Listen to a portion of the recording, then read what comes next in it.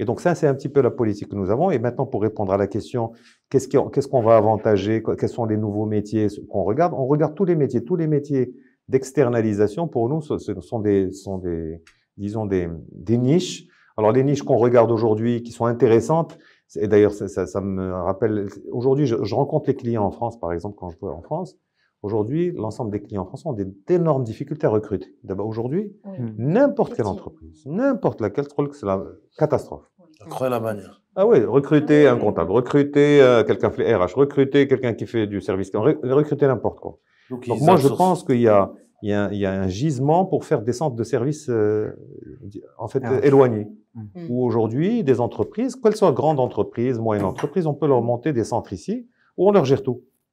Je leur mets des comptables, je leur mets des HR, je leur mets la totalité. Vous gérez la partie RH.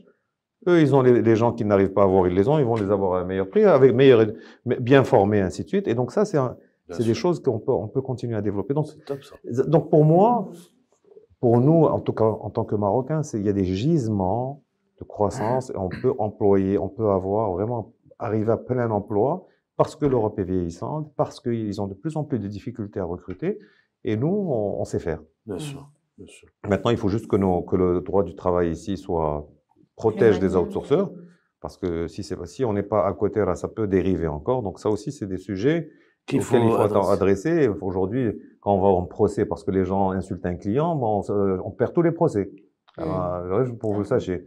Donc ça, c'est un vrai sujet que c'est un gros sujet, les dirigeants ou nos politiques doivent adresser de manière propre, sans pour autant qu'on se cache sur la nazienne. Évidemment. Donc vraiment, mais moi, je le vois au quotidien. Je vois un petit peu les procès qui passent, parce que je vois un petit peu les comptes rendus.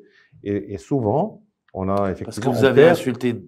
Enfin, parce que le télé... Ou là, vous avez... Il y a un vice de forme. Parce que quand quelqu'un va insulter un client, tu as l'enregistrement, tu veux pas... Peut-être ils vont pas te donner gain de cause sur ce truc-là. Tu vois, ils vont pas te dire tu dois le licencier. Or, le mec, il a failli te faire perdre le client. Donc, et ça, il faut le gérer avec peut-être les partenaires sociaux, il faut le faire de manière intelligente, pour qu'en même temps, certains outsourceurs n'abusent pas de ce truc-là pour jouer en flexibilité, parce que c'est ça le sujet, d'accord? Et en même temps, on protège le secteur. Tout à fait.